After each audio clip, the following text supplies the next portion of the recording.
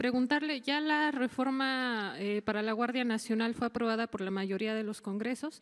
¿Cuál es el camino que sigue y qué consideraría usted que se debe considerar en las leyes secundarias para el perfil del titular? ¿Qué características debería reunir? Y por otro lado, preguntarle, me parece que fue el lunes o martes, cuando el nieto de Emiliano Zapata presentó una impugnación por la consulta de Morelos, preguntarle si el gobierno federal ya fue notificado de esto y en todo caso también cómo siguen los otros amparos. Me parece que eran 6 ante tribunales administrativos. Gracias.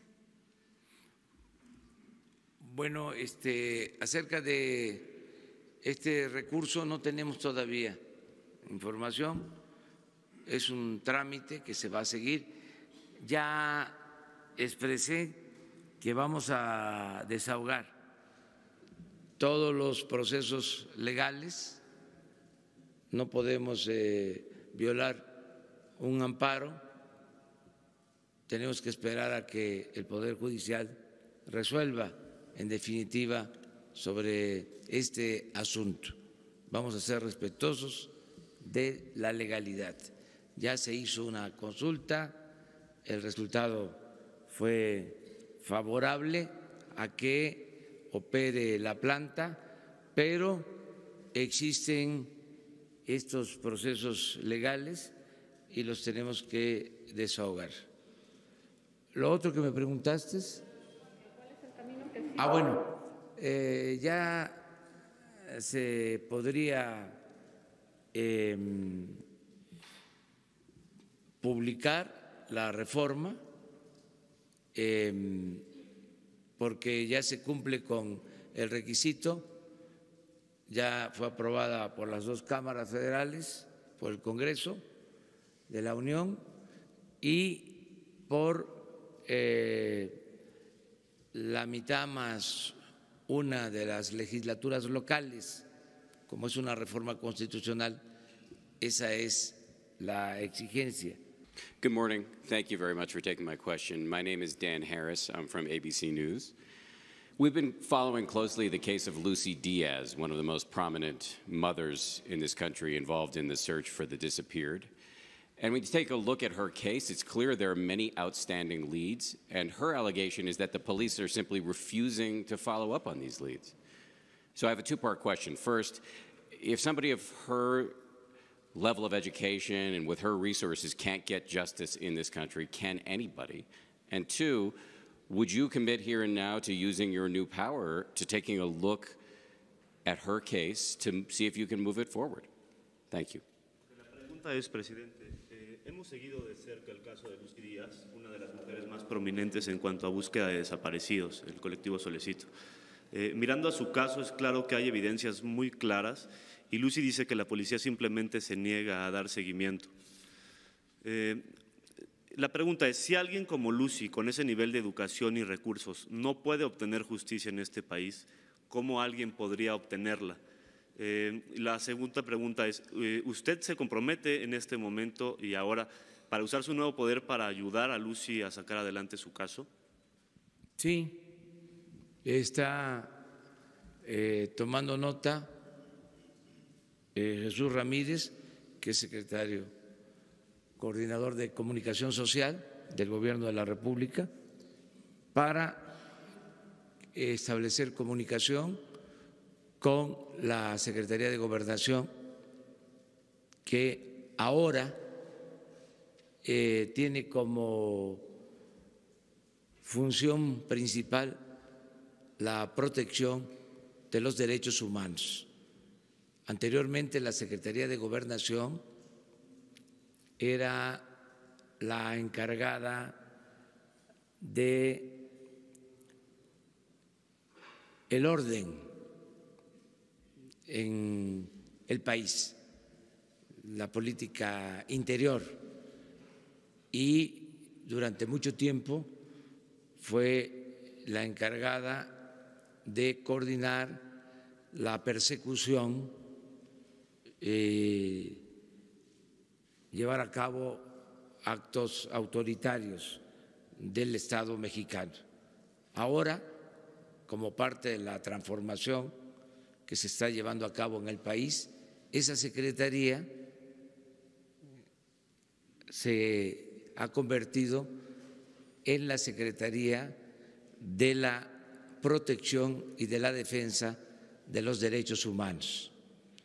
Entonces, desde este momento, como ustedes lo están pidiendo, se va a buscar la comunicación, les va a atender de manera personal el subsecretario de Gobernación, Alejandro Encinas, para hablar con la señora que pide protección, que pide apoyo, y decirles que en este país las cosas han cambiado mucho y se protege a todas las personas. Ya el Estado mexicano no es el violador de los derechos humanos por excelencia. Presidente, preguntarle dos cosas. En el tema de las calificadoras, Morena presenta una iniciativa para que se eliminen. ¿Usted estaría pensando en reducir el número de calificadoras que trabajen con su gobierno? Y por otro lado, preguntarle, en este proyecto del desarrollo inmobiliario en Santa Fe, que estaba a cargo de la Sedena, ¿sigue en pie? Porque salió por ahí información de que ya no se va a vender y no se va a hacer en este predio. Gracias. Bueno, nosotros estamos abiertos al escrutinio internacional en lo político, en lo económico. México es un país libre y no tenemos nada que esconder. Y estamos a favor de la transparencia, de que la vida pública sea cada vez más pública. Esto de las calificadoras es su trabajo, lo respetamos, no vamos nosotros a limitar su función, estamos seguros de que va bien el gobierno, que va bien la economía, que vamos a crecer y que vamos a darles un ejemplo de cómo, combatiendo la corrupción, que muchos han soslayado o tolerado o no incluido en sus variables, cómo acabando con la corrupción se puede tener una economía fuerte, sin déficit, sin deuda, sin inflación, sin devaluaciones. A las pruebas me remito. Presidente José Hernández de Escuanto, para preguntarle cómo va esta denuncia de la planta de fertilizantes, donde sabemos que la historia ha estado plagada de muchas irregularidades. Se encuentran coludidos exdirectores de Pemex como Rogelio Montemayor, Emilio Lozoya, y si pudiéramos saber qué tipo de contratos existen, qué empresas se beneficiaron, porque siempre estuvo reservada toda esta información. Gracias. Sí, miren, este es un caso que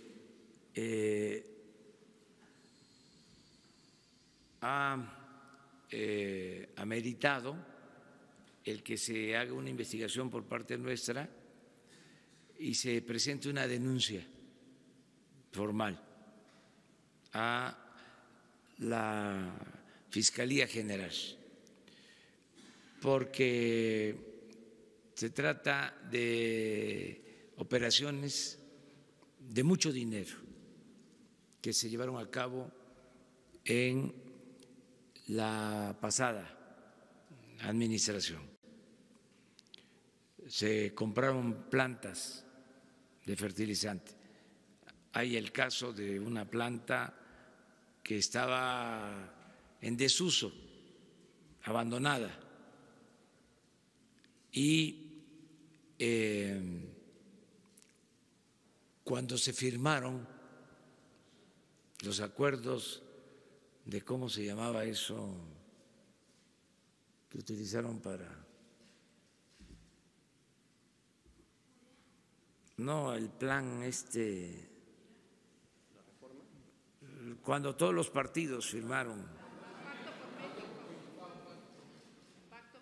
Pacto por México, que fue pacto contra México, en realidad, que firmaron todos ahí. Ahí se incluyó aprovechar de que se iba a comprar una planta de fertilizante para producir los fertilizantes y apoyar a los productores. Esto como demanda de las supuestas organizaciones campesinas independientes para jalarlos al Pacto por México. Ya ven que se sumaron todos. Entonces, resultó que ya tenían armado un negocio, la compra de esa planta. Primero, esa planta la habían privatizado cuando se privatizó Fertilizantes Mexicanos, Fertimex, en la época de Salinas. Y de esas cosas paradójicas que tienen que ver con la corrupción, de repente esa misma planta se estatiza. Primero se privatiza y luego se estatiza, porque estaba de por medio un negocio. Se compra la planta que estaba abandonada, tenía mucho tiempo y pues tenía un valor aproximado, aunque habría que ver los avalúos, pero según mi cálculo, que no es para tomarse en cuenta con rigor porque es una aproximación, valía cuando mucho $50 millones y la compraron en $500 millones. O sea que se rayaron. Valía $1,000 millones y la compraron en $10,000 millones. Valía $1,000 millones y la compraron en $10,000 millones. Pero todavía, por si fuese poco, autorizaron otra cantidad igual para rehabilitarla. Y todavía no se produce fertilizante. Entonces nosotros no podemos recibir esto sin que se haga una investigación, porque si nos quedamos callados, si no actuamos, estaríamos siendo encubridores. Entonces, estamos pidiendo que la autoridad competente investigue sobre esta operación, pero además tenemos que decidir, y ahí me tienen que ayudar todos, ¿qué vamos a hacer con la planta? Porque hay quienes me dicen que saben de esto, que aunque se le siga metiendo dinero, eso no va a funcionar. Que sería seguirle metiendo dinero bueno al malo. Y otros que me dicen que no, que hay que terminarla, porque podemos utilizarla para producir los fertilizantes, porque se está comprando el fertilizante que consumimos. Esa es otra medalla de oro para los neoliberales. Aplausos. Antes de que empezaran a aplicar este modelo llamado neoliberal o neoporfirista, éramos autosuficientes en fertilizantes. Y ahora tenemos que comprar el fertilizante. Acabaron con todo. Entonces, por eso, insisto, la condena no debe ser solo a los que impulsaron esta política, sino a este modelo de economía de élite, a esta política de pillaje, esta política rapaz. Así como esto, hay otros negocios. No sé si se enteraron que fui a Mazatlán en una gira, no sé si fueron ustedes también, a un centro turístico, Isla Espíritu. Bueno, otra tranza. Compraron en Mazatlán, en Sinaloa, en los límites de Sinaloa con Nayarit, un rancho de un exgobernador, ya creo que finado, que merece todo nuestro respeto por eso. Lo compraron en el gobierno de Calderón en $120 millones. Fonatur era el de Fonatur, el que luego fue secretario de Gobernación, un abogado. Sí, ahí está el terreno, $120 millones. Y resulta que está prácticamente abandonado, se le invirtió todavía más dinero público y estamos viendo qué hacemos, porque no tiene mucha viabilidad para el desarrollo turístico, pero no les importaba eso. Lo que les importó fue la compra del terreno, porque si fuese para fomentar el turismo, hubiesen desarrollado de Mazatlán al aeropuerto y hacer el nuevo Mazatlán, que es lo que estamos pensando podría hacerse si logramos rescatar recursos de ese terreno abandonado que compraron. Y así muchas otras operaciones, obras tiradas por todos lados, solo por el negocio, solo por sacar provecho.